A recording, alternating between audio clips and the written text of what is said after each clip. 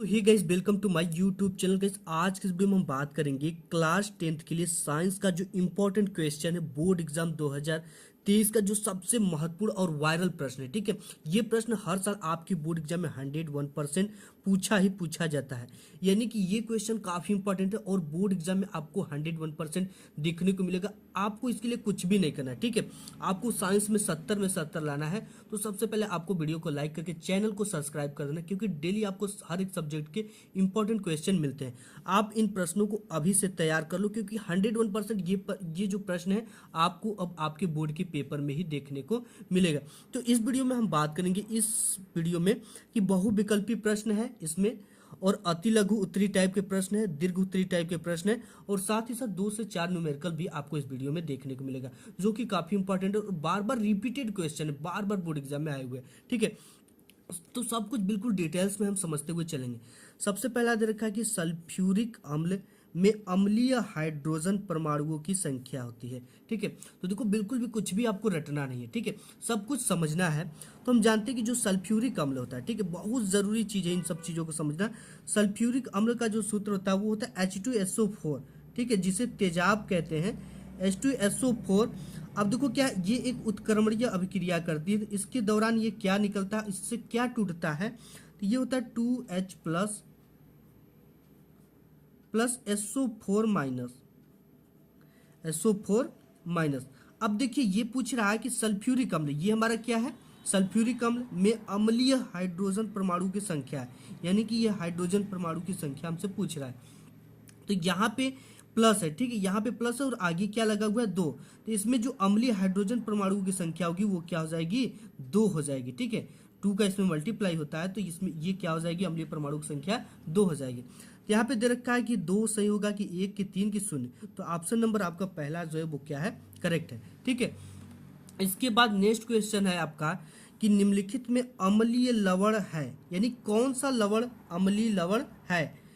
तो यहाँ पे NaCl, NaHO, NaHSO4, Na2SO4, KCN। ठीक है, तो देखो इसके साथ हाइड्रोजन लगा हुआ, क्या लगा हुआ, हाइड्रोजन। तो ये क्या है, एक तरह का अम्लीय लवण है।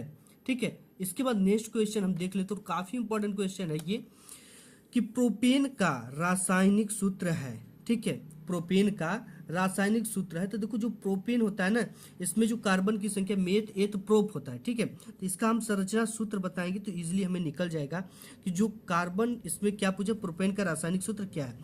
तो 1 के लिए मेथ, 2 के लिए मेथ एथ, 3 के लिए प्रो। ठीक है, तो यहाँ पे मेथ एथ प्रोप, तो इसके लिए क्या हम जोड़ देंगे, यहाँ पे CH3 जोड़ देंगे, और यहाँ पे CH2 हो जाएगा, और यहाँ पे CH3 हो जाएगा। और इसमें कार्बन की संख्या कितना है, मेथ, यहाँ पे एथ, और यहाँ पे प्रोप।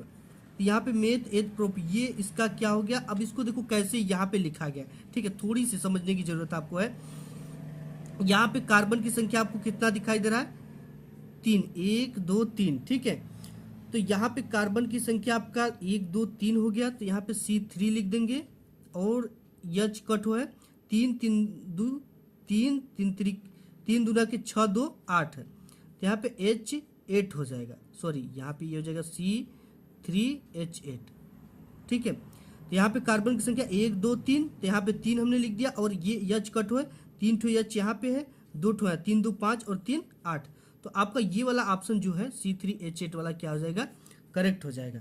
ठीक है, अब इसके बाद जो नेक्स्ट क्वेश्चन है ये है पादपों में वायु प्रदूषण कम करने वाली प्रक्रिया है। यानी पादप यानी होता है आपका पौधा। ठीक है, पादप यानी क्या होता है, पौधों में वायु प्रदूषण को कम करने वाली प्रक्रिया है। श्वसन है कि प्रकाश संश्लेषण है कि वाष्पोत्सर्जन है कि प्रोटीन है। ठीक है, तो देखो जो वायु पादप होते हैं उनमें जो वायु प्रदूषण को कम करने वाली प्रक्रिया वो प्रकाश संश्लेषण, क्योंकि जो पौधे होते हैं प्रकाश संश्लेषण के समय क्या करते हैं, कार्बन डाइऑक्साइड को अवशोषित करते हैं और साथ ही ऑक्सीजन को छोड़ते हैं, जिससे ऑक्सीजन की मात्रा बढ़ने से हमारा पर्यावरण प्रदूषण क्या होता है, कम होता है। ठीक है, नेक्स्ट क्वेश्चन देख लेते हैं। नेक्स्ट और काफी इंपॉर्टेंट क्वेश्चन है कि कोशिकीय प्रक्रमों में ऊर्जा मुद्रा होता है। ठीक है, मुद्रा मतलब एक तरह की एनर्जी होती है जिसे स्टोर किया जाता है। तो देखो कोशिकीय प्रक्रम में ऊर्जा मुद्रा किसे कहा जाता है, एटीपी को। ठीक है, ऑप्शन नंबर आपका ये वाला क्या है, करेक्ट है। माइटोकांड्रिया को नहीं कहा जाता, ग्लूकोज को नहीं कहा जा सकता, पाइरूवेट को नहीं कहा जा सकता, किसे कहा जाएगा, एटीपी को। ठीक है, इसका फुल नेम क्या होता है आपको कमेंट बॉक्स में कमेंट करके बता देना है। फिर नेक्स्ट है कि मुकुलन पाया जाता है, दे रखा है प्लेनेरिया में, हाइड्रा में, लिस्मानिया में, इन सभी में। ठीक है, तो देखो जो मुकुलन पाया जाता है वो हाइड्रा में पाया जाता है। ठीक है, किसमें? हाइड्रा में पाया जाता है। इसके बाद नेक्स्ट है कि मनुष्य की हृदय, ठीक है, जो हार्ट होता है, कोष्ठों यानी बेस्मों की संख्या कितनी होती है? जो मनुष्य का हृदय होता है उसमें 4 बेस्मो होते हैं। कितने बेस्मो होते हैं? 4। ठीक है, आपने देखा होगा चेंबर वाइज होते हैं कि दाया नीले, बाया नीले, दाया अलिंद, बाया अलिंद। ठीक है, तो ऑप्शन नंबर आपका ये चौथा वाला क्या हो जाएगा? एक्यूरेट हो जाएगा, करेक्ट हो जाएगा। इसके बाद नेक्स्ट क्वेश्चन है कि दूरदृष्टि दोष के कारण प्रतिबिंब बनता है। ठीक है, तो दूरदृष्टि जब इंसान को हो जाता है तो जो प्रतिबिंब बनता है वो रेटिना के पीछे ही बनता है। हमेशा कहाँ बनेगा? रेटिना के पीछे। नेक्स्ट क्वेश्चन आपका है कि डायनामो उत्पन्न करता है। ठीक है, डायनामो जो है वो क्या करता है? उत्पन्न आवेश की वैद्युत वाहक बल की वैद्युत क्षेत्र की चुंबकीय क्षेत्र। ठीक है, देखो जो डायनामो होता है, जो आपका जनरेटर होता है ना, जिससे कि बिजली उत्पन्न होता है, तो उसमें डायनामो लगता है, वो उसको क्या करता है? बहुत तेजी से घुमाता है। घुमाने के कारण उसमें वैद्युत वाहक बल उत्पन्न होता है, जो कि आपके घरों में भी हो सकता है, शादी विवाह में इत्यादि जनरेटर जो है लगाए जाते हैं, तो उससे क्या उत्पन्न होते हैं? वैद्युत वाहक बल उत्पन्न होते हैं। नेक्स्ट क्वेश्चन देख लेते हैं। नेक्स्ट क्वेश्चन और काफी इंपॉर्टेंट क्वेश्चन है और इसको हम डिटेल्स में समझेंगे, बिल्कुल आपको याद करने की जरूरत नहीं पड़ेगी। देखा कि साबुनीकरण पर संक्षिप्त पर टिप्पणी लिखिए। ठीक है, साबुनीकरण यानी साबुनीकरण किसे कहते हैं? और ये क्वेश्चन ना आप जान जाओ कि बिल्कुल गोल्डन क्वेश्चन है, वेरी वेरी आईएमपी क्वेश्चन है और बोर्ड एग्जाम में बार बार पूछा गया है और ये आपके बोर्ड एग्जाम में जरूर पूछेगा। ठीक है, तो इसको इजीली समझेंगे कि उच्च अणु भार वाले मोनोकार्बोक्सिलिक, कौन सा चीज? उच्च अणु भार वाले मोनोकार्बोक्सिलिक अम्लों के सोडियम तथा पोटेशियम, ठीक है, सोडियम तथा पोटेशियम लवण साबुन कहलाते हैं। ये तेलों और वसाओं के तनु NaOH या KOH द्वारा जल अपघटन से प्राप्त किए जाते हैं। ठीक है, तो सबसे पहले हमें क्या लेना? मोनोकार्बोक्सिलिक अम्लों का किससे रिएक्शन कराना है? सोडियम तथा पोटेशियम। ठीक है, या आप तनु क्षार से करा सकते हो, NaOH या KOH से। ठीक है, तो यहाँ पे हम NaOH से कराने वाले हैं। तो सबसे पहले हमें ये फार्मूला ले लेना है। ठीक है, ये देखो ये क्या होता है? ये एक तरह का वसा है। वसा में हम क्या मिलाएंगे? तनु NaOH या KOH। यहाँ पे देख सकते हो आप, तेलों और वसाओं के तनु। ठीक है, तो यहाँ पे एक तरह का हमने ये क्या लिया है? वसा लिया है।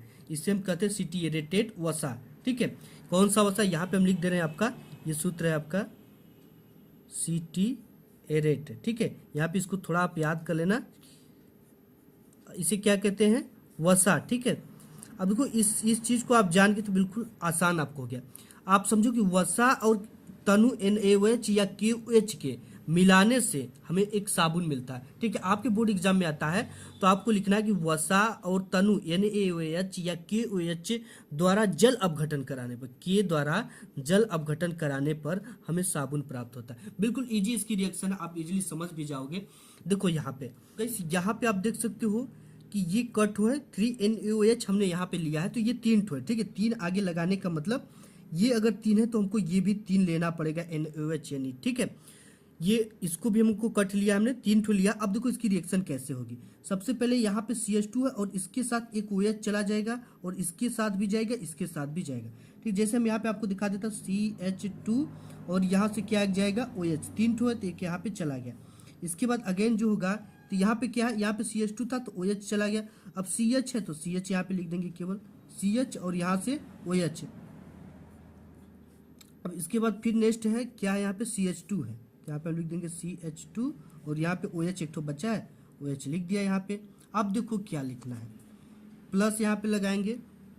लगाने के बाद ठीक है, H35 1 2 3, 3 ठो है, H35 कट हो 1 2 3, तो यहाँ पे लिख देंगे 3 H35, ये हो गया। अब इसके बाद C17 कट हो 1 2 3, ठीक है, तो C17 यहाँ पे लिख देंगे C17। इसके बाद इसमें क्या बचता है आपका C डबल O, ठीक है, यहाँ से C है एक टो और 2 टो O यहाँ पे, इसका तो हमने यूज कर लिया, ठीक है, CH2 का यूज कर लिया, CH का यूज कर लिया, CH2 का यहाँ पे यूज कर लिया, एक C बचा और यहाँ पे 2 टो क्या है O, ठीक है, और यहाँ पर भी एक C 2 टो O, यहाँ पर भी C और 2 टो O, तो यहाँ पे लिख देंगे C डबल O, ठीक है। अब क्या बचा हमारे पास Na, ठीक है, क्या बचा यहाँ पे, तो गाइस यहाँ पे Na कटो बचा है 3 ठो, ठीक है, तो यहाँ पे Na लिख देंगे।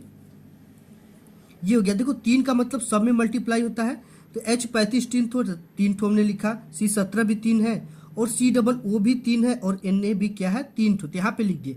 अब देखो क्या सूत्र इसका बन जाता है, इसको थोड़ा सा आपको बैलेंस कर लेना इस तरह से, 3C17 यहाँ पे लिखना है, ठीक है, C17 और H35 इसके बाद लिखना है, और COO Na यही आपका क्या है, साबुन है, यही आपका क्या बनता है, साबुन। बिल्कुल इजी है साबुन बनाना, ये आपके बोर्ड एग्जाम में 5 से 6 नंबर का क्वेश्चन पूछा जाता है, ये बिल्कुल आपका नंबर पक्का हो गया, ठीक है, क्योंकि ये चीजें आपको जरूर पूछी जाती है बोर्ड एग्जाम में। नेक्स्ट क्वेश्चन देख लेते हैं। आपका क्वेश्चन ये है कि श्वसन तथा श्वासोच्छ्वास में अंतर स्पष्ट कीजिए, यानी अंतर दीजिए। ये क्वेश्चन जान लो कि काफी इंपॉर्टेंट है, वेरी वेरी इंपॉर्टेंट क्वेश्चन है। तो सबसे पहले आपको इस तरफ श्वसन डालना है, एक तरफ श्वासोच्छ्वास डालना, और इस तरह से लाइनिंग कर लेना है। इसके बाद यहाँ पे लिखना है, ठीक है, यह क्रिया कोशिकाओं के अंदर होती है, यानी श्वसन की क्रिया कोशिकाओं के अंदर होती है, और जो श्वासोच्छ्वास की क्रिया है यह क्रिया कोशिकाओं के बाहर होती है। कहाँ होती है, ये अंदर हुई, तो ये कहाँ हुई, बाहर हुई, ठीक है। इसके बाद श्वसन में क्या, इस क्रिया में एंजाइमों की आवश्यकता होती है, यानी कि श्वसन की क्रिया में एंजाइमों की आवश्यकता होती है, और आपका श्वासोच्छ्वास में एंजाइमों की आवश्यकता नहीं होती है, यानी इसमें होती है तो इसमें नहीं होती है।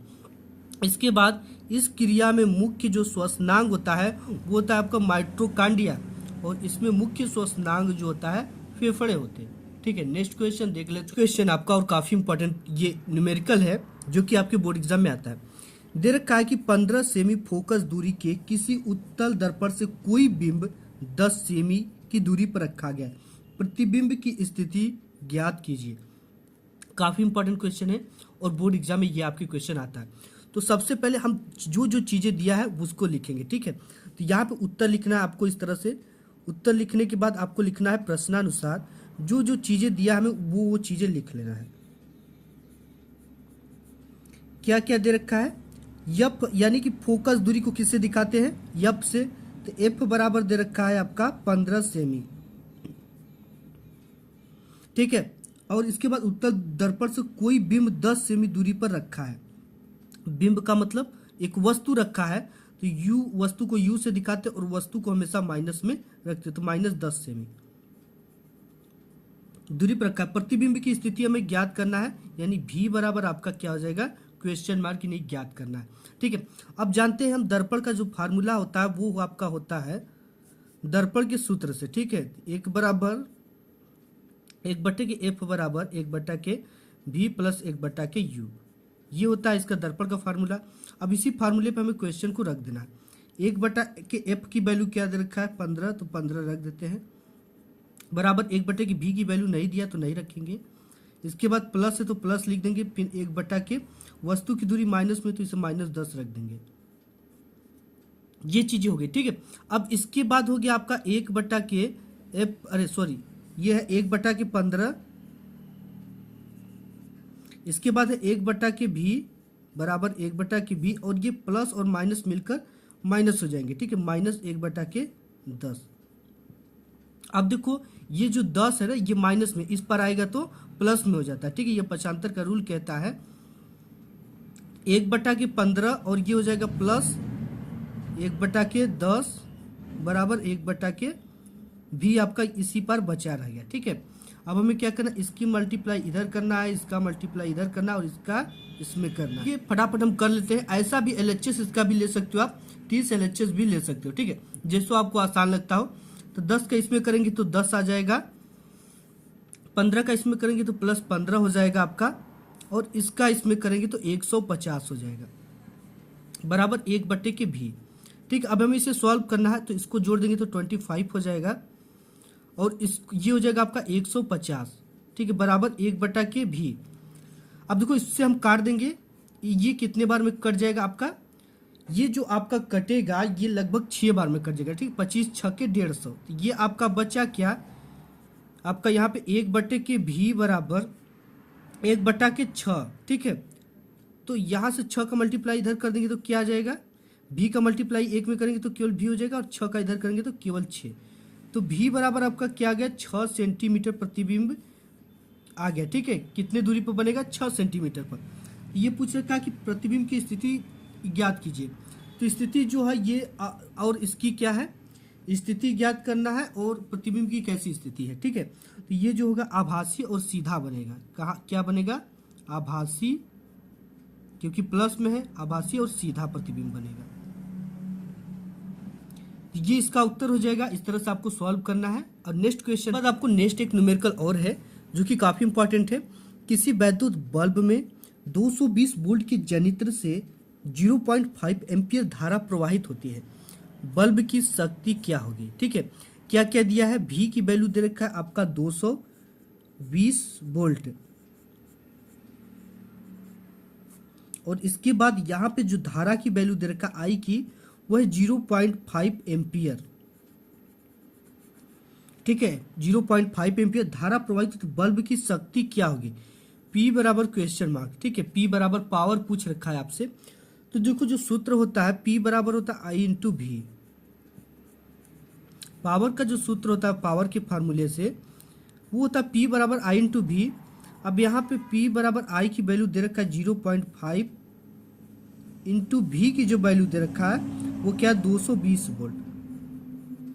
अब इसका इसमें हम मल्टीप्लाई कर देंगे तो P बराबर देखो एक जीरो से ये क्या हो जाएगा 5 हो जाता है। ठीक है, ये हो जाएगा 5 गुणित ये हो जाएगा आपका केवल 22।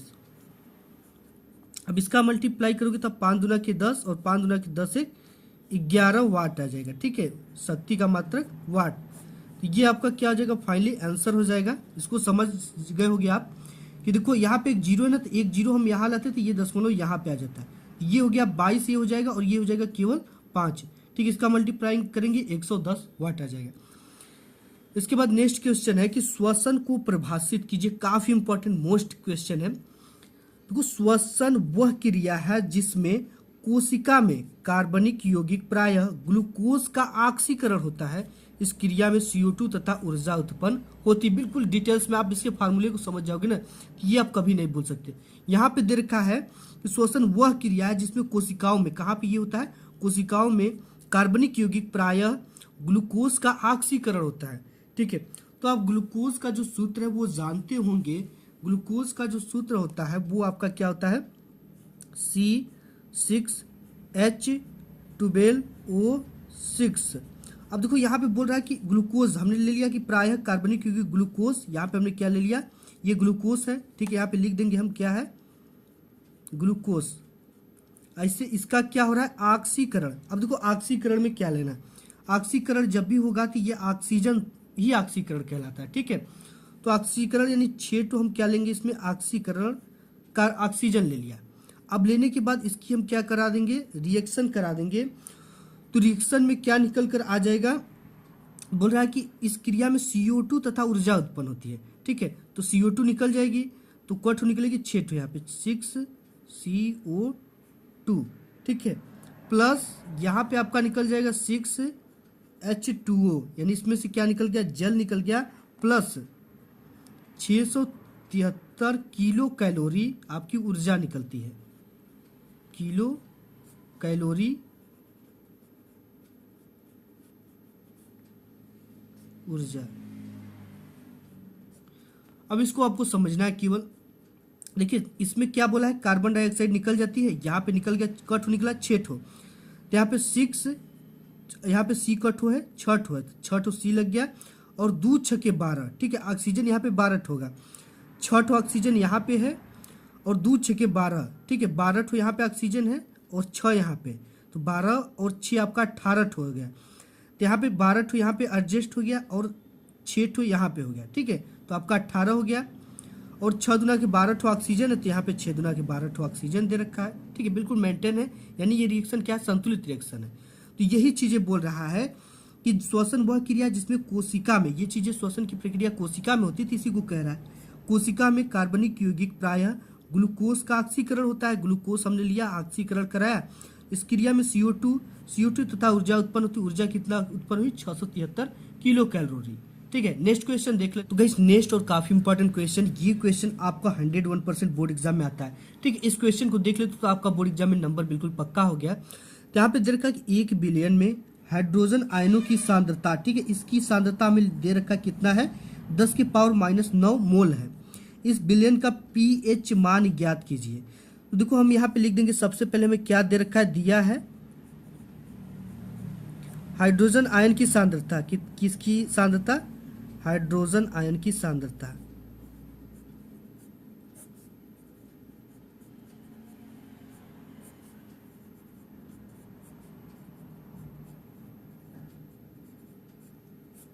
कितना दे रखा है, H। देखो हाइड्रोजन आयन को किससे दिखाते हैं, H से। ठीक है, H बराबर दे रखा है 10⁻⁹ है 9 मोल। ये चीजें होगी 10⁻⁹ मोल। अब हमें इसका सूत्र जो होता है वो होता है pH बराबर -log ब्रैकेट में H प्लस। ठीक है, ये हाइड्रोजन प्लस होता है, इसकी वैल्यू हमें दे रखा है कितना है, 10⁻⁹ मोल। यहाँ पे हम लिख देंगे pH बराबर -log और इसकी वैल्यू क्या है, 10⁻⁹ मोल। ठीक है, इसको हमने रख दिया। अब देखो रखने के बाद यहाँ पे एक फार्मूला लगता है log m⁴n का। log m⁴n का मतलब क्या होता है कि देखो यहाँ पे थोड़ा सा हम यहाँ पे और छोटा कर लेते हैं, pH बराबर -log 10⁻⁹ ये होता है। अब देखो यहाँ पे यही चीज हो गई, log है यहाँ पे m⁴n, तो ये इसको आप समझिए m और इसको समझिए n। तो जब m⁴n होता है तो n को हम आगे लाते, कहाँ लाते, आगे। तो इसका फार्मूला हो जाएगा n log और m यहाँ पे बचा ही है, इसका ये क्या होता है फार्मूला। ठीक है, log m⁴n का formula n log m, n को हम कहाँ लाते, आगे, तो यहाँ लाया log m।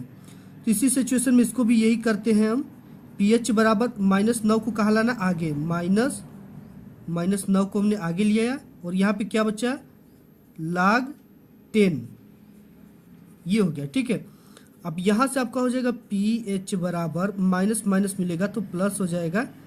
अब यहाँ पे हो गया log 10। अब यहाँ से आप जानते हो कि जो log 10 की वैल्यू होती है वो होती है 1। कितना होती है, 1। तो आपको इस तरह से लिखना है pH बराबर 9, इसमें 1 का मल्टीप्लाई करोगे तो कुछ नहीं, वही आएगी। तो 9 आपका क्या आ जाएगा, फाइनली आंसर आ जाएगा। अब नेक्स्ट क्वेश्चन है कि आधुनिक आवर्त नियम क्या है, काफी इंपॉर्टेंट क्वेश्चन है। अब देखो जो आधुनिक आवर्त नियम को लिखने के लिए हमें क्या करना पड़ेगा, इस नियम को किसने दिया था। ठीक है, इस नियम को मोजले ने सन 1913 ईस्वी में परमाणु के खोज के बाद यह सिद्ध किया कि परमाणु की आधारभूत गुण परमाणु क्रमांक है, न कि परमाणु भार। ठीक है, तो इसी के आधार पर उन्होंने एक नया नियम दिया था, उस नियम को हम क्या कहते हैं, आधुनिक आवर्त नियम कहते हैं। तो ये जो नियम था, इस नियम के अनुसार तत्वों के भौतिक तथा रासायनिक गुण उनके परमाणु क्रमांकों के आवर्ती फलन होते हैं। ठीक है, इसे हम लिखेंगे कि मोजले ने ठीक है, सन 1913 में, ठीक है, परमाणु की खोज के बाद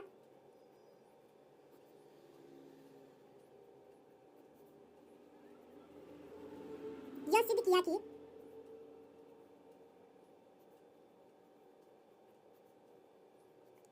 परमाणु की, क्या सिद्ध किया कि परमाणु की आधारभूत